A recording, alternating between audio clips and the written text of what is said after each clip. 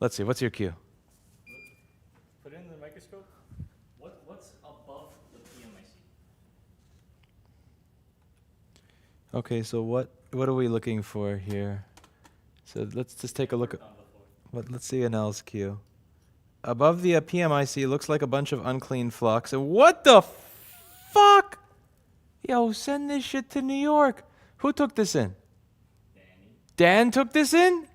Yo, okay, Dan's in New York right now. You ship this machine in New York and tell the customer to call Dan's personal phone number. Who the fuck would take that in, man? Get the fuck out of my store. All right. This is 1 of 30. 1 of 30, yes. Okay, let's lower the queue. Hey, everybody, how's it going? Hope you're having a lovely day. This is not going to be the best of repair videos. We have myself, and we usually have about 6 to 12 people in the store. Today, we have myself and Anel for the next week and a half. We are closing out the old store, Rossmann Repair Group, Inc., at 141 West 27th Street, so everybody's over there finishing up the queue. Meanwhile, we did move everything to this store around December 12th, December 15th in Austin, Texas, and while we are here at Rossmann Repair Group 2, Inc., no relation to Rossmann Repair Group 1, we have myself and Anel. So pretty much, here's what we got here. We have me, and we have him. And we have that's it. So essentially for over 100 tickets, soon to be 200 at this rate, until everybody else finishes up the tickets there and flies here, we got 2 people. So yeah, and anyway, it's exciting, it's exciting. So I got a MacBook over here I thought I'd share with you. It's kind of a boring MacBook, but I honestly haven't looked at a MacBook with you guys for a really long time, so I thought it'd be fun. Even if it's not the most interesting MacBook, not the most interesting board repair, figured we'd just, take a look, see what's going on with it, and go from there. So I don't have all my stuff hooked up here pretty much nicely for videos yet. We still got this, unfortunately, crappy camera over here. Sorry about that. It is not the best. So we have 5 volts and 0 amps. This is an A2159 board. Now, typically when you have 0 amps drawn on PP bus, as in 0.00000 amps on PP bus, it tends to mean, amps being taken, it tends to mean that there's a PP bus G3 hot short. And we're going to take a quick measurement of this to see if that is the case. So I'm just going to turn on my multimeter and see if the Paul Daniels software is working. And my God, the Paul Daniels software is working. I am a lucky man today, am I not? So we're just going to take a look over here and see if that's true. Now, if I want to see where things are on this board, I can use Paul Daniels' amazing software over here. Paul Daniels' software does not come with an icon. So what I've done, so that you could see the icon, is I actually have it set up over here on my system with a special icon. Now, I know that Paul Daniels is no longer acknowledging Micro the Cat on his channel, but that doesn't mean that we don't acknowledge Micro the Cat in our system. So as you can see over here, this icon over here in XFCE will launch this beautiful board view software that you see on screen over here, and you can see where PP Bus G3 Hot is. So I can just hit Control F, I can type in PP Bus, I can type in PP Bus G3 Hot, I can hit search over here, and it'll show me everywhere that it shows up in the board, like someplace like over here. And then we can just take a look and see if it's short at the ground. And what do you know? Okay, 96 ohms is not as low as I would expect, but it is indeed a short. That is not good. We should have more. So what we are going to do right now is solder my wires to the board, and oh wow, it looks like I did that before I got started with the video. It's almost like I already knew what was wrong with this before I started. Imagine that. Hey, give me a break. I got over 100 items in my queue. Can't be a video producer at the same time. So we are going to turn on the power supply here and see what gets warm on the board. Let's see if anything gets warm on the board. Yes, this is not my best content, I know, but I figured I should give you something related to board repair. It's been a long time. Now, usually what we do when something is shorted to try and figure out what is shorted is we will solder a wire to the board onto the rail that's shorted, and we will inject voltage.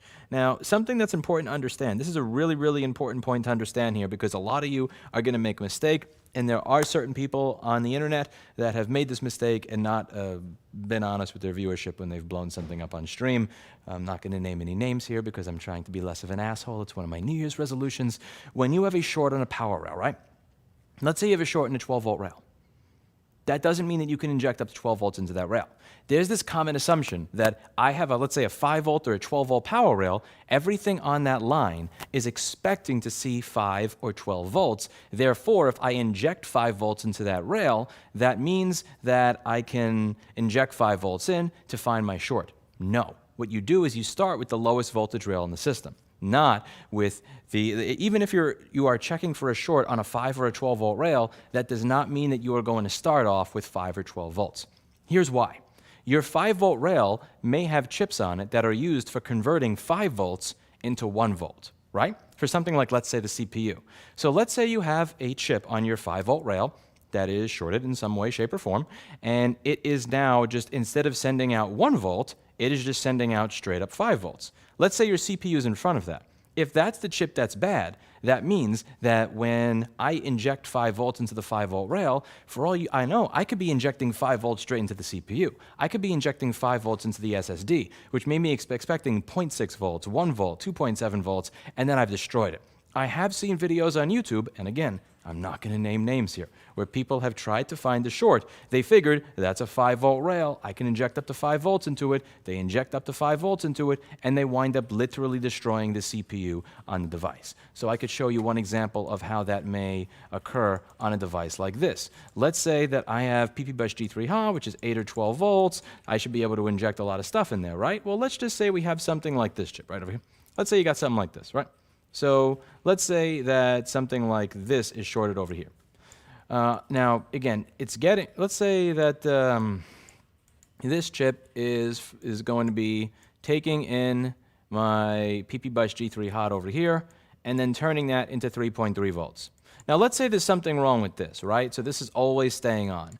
So if there's 12 volts coming into here and it's taking that 12 volts and turning it into 3, let's say that this is stuck. Let's say that this is turned on all the time, right? When it shouldn't be. It should be switching. If I inject 12 volts into this to try to find the short, I could be potentially sending 12 volts to everything on this line that's expecting 3, and everything on that line that's expecting 3 now got 12, and pow. So just because my short is on a 12 volt line does not mean that I'm going to start my power supply at 5 volts or 8 volts or 12 volts. And one of the ways, if you really are open and taking a time that you could try and figure out if this is the case, is you can take the power rail that is shorted, like PP-Bus G3 hot, and then measure the resistance between PP-Bus G3 hot and every other coil. So something that I would do over here, for instance, let's say I was afraid that the 12 volts was going straight to my CPU, is I could take a look on the screen over here. I could take a look through and I could see that there is a CPU V-core coil over here, right? I could see that there's a CPU V-core coil, and I could see that this is going straight to the CPU. So one thing I may do before I inject any voltage into this is I may take my multimeter and I may put one probe on PP-Bus G3 hot, which is my shorted power rail, and then another probe up here and measure right by CPU V-core. And the reason that I'm going to make this measurement is if PP-Bus G3 hot had some, let me turn the power supply multimeter on the screen there. Let's say PP-Bus G3 hot had a 1 ohm short to the CPU. That would mean that my MOSFET was stuck and that 12 volts into PP-Bus was going straight to the CPU. Now, the CPU, again, on many of these machines is expecting anywhere from 0.8 to 1.3 volts, somewhere in that range. So even though PP-Bus G3 hot is a 12 volt power rail, I could inject 2 volts into PP-Bus G3 hot to try to find my short, and technically, if PP-Bus G3 hot was shorted to any one of those main coils, I could literally be sending 2 volts straight to my CPU.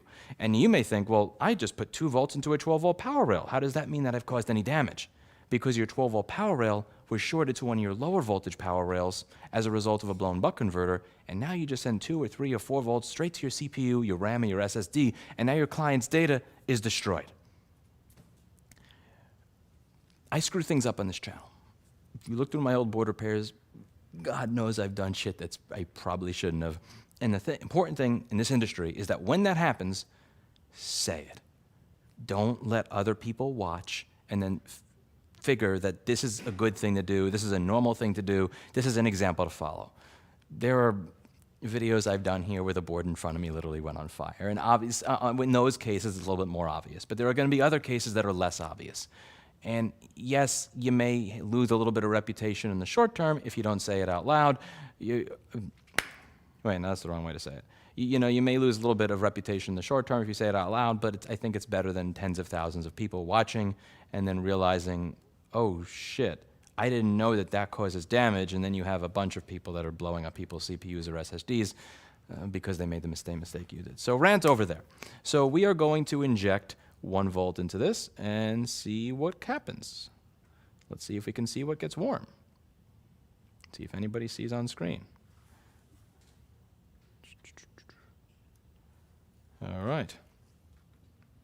Now, if you take a look over here, you can see there is one capacitor that looks beautiful, and there on the left, and there's another capacitor on the right that looks like garbage. And for the capacitor on the right that looks like garbage, this looks like it's on PP-Bus G3 Hot. PP-Bus G3 Hot speaker amp. Here we go. So this is something that's on my power rail that's shorted. Great. And what do you know? It's just one bad cap. Oh, it's almost like the boss gets to cherry pick his own cue. Wah, wah, wah. And now, what are you working on over there? A board that's already been opened. What's wrong with that? It has a 60 ohm PP bus short, so Is- I'm being hopeful. Yeah, maybe it's just a bad cap. Yeah, I wish I was as lucky as you. Maybe it's just a bad cap. The past 2 PP bus shorts I had were CPU MOSFETs. Yeah, I never get CPU MOSFET. Mine are always shorted CPU. Either. It's not when I go to Texas. Well, listen, you used to not get them, but now you get them when you come here. So you know what that means. You should move to Texas. The boards are all, listen, everything's bigger in Texas, and the boards are all easier in Texas.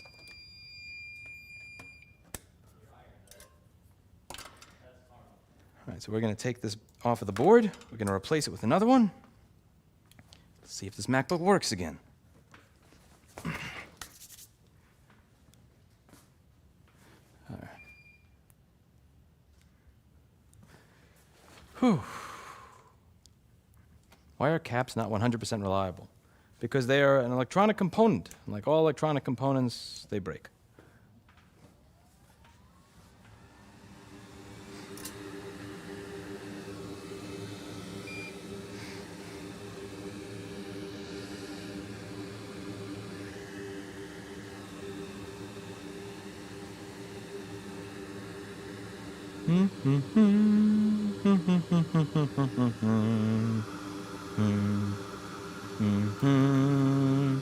Down, down, down, down, down, down, down, down.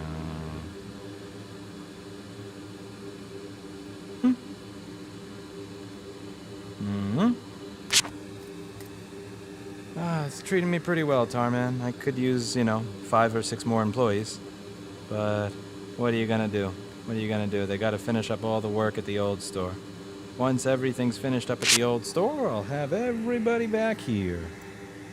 For the time being, I think some people may not be exactly very happy, but we are doing our best. I will be working through Christmas Eve and Christmas Day, most likely.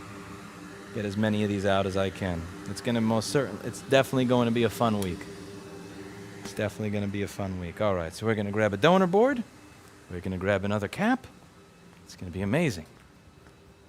It's going to just work like a charm.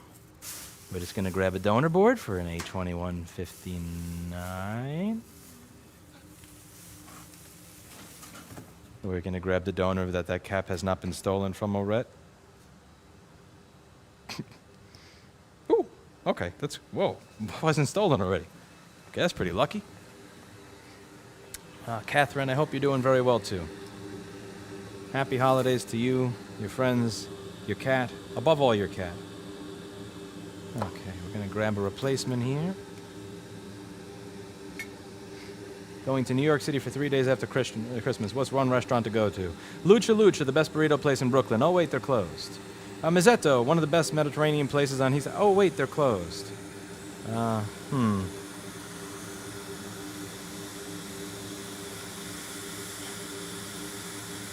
don't know, man. All the places I like are closed. The one place that may not be closed is Naya. I know it seems like fast food, and it kind of is fast food, but it's so freaking good. It's on 30th Street and 7th Avenue. It's amazing. Like that place is just God's gift to food. You want to go to Naya, 30th Street and 7th Avenue. I would eat there 5 times a day if I were still in New York. Go there before they get destroyed by a random New York State audit.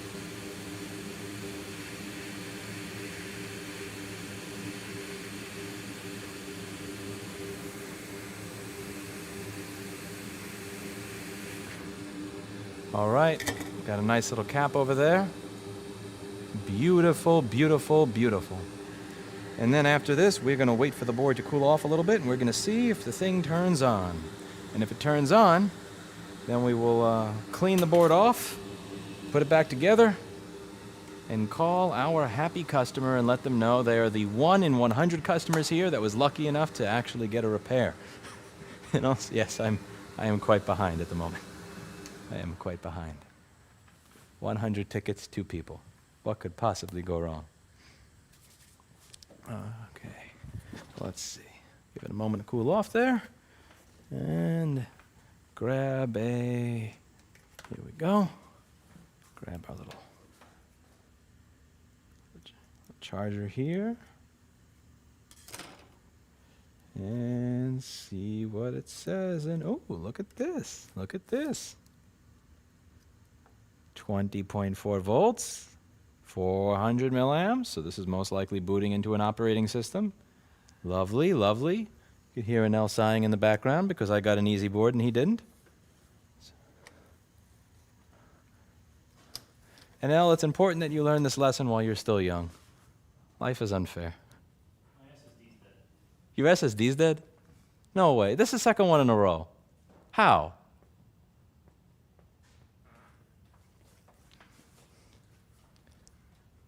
What? I don't get it. There's a burn mark on it, Where? on the SSD buck. Oh, is that the one that's on top of the chip you just... Yeah. Oh, you got... This? Yeah.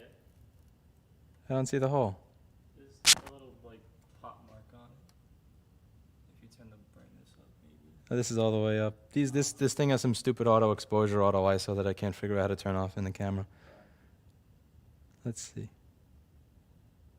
I don't see it.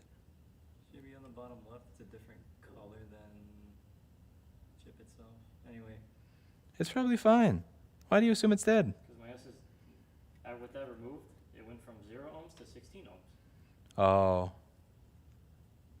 The bottom of it doesn't look too nice. No luck for you, my friend. The usual. The Paul's special. You sat next to Paul for too long. Now every MacBook you get sucks just like his. All right.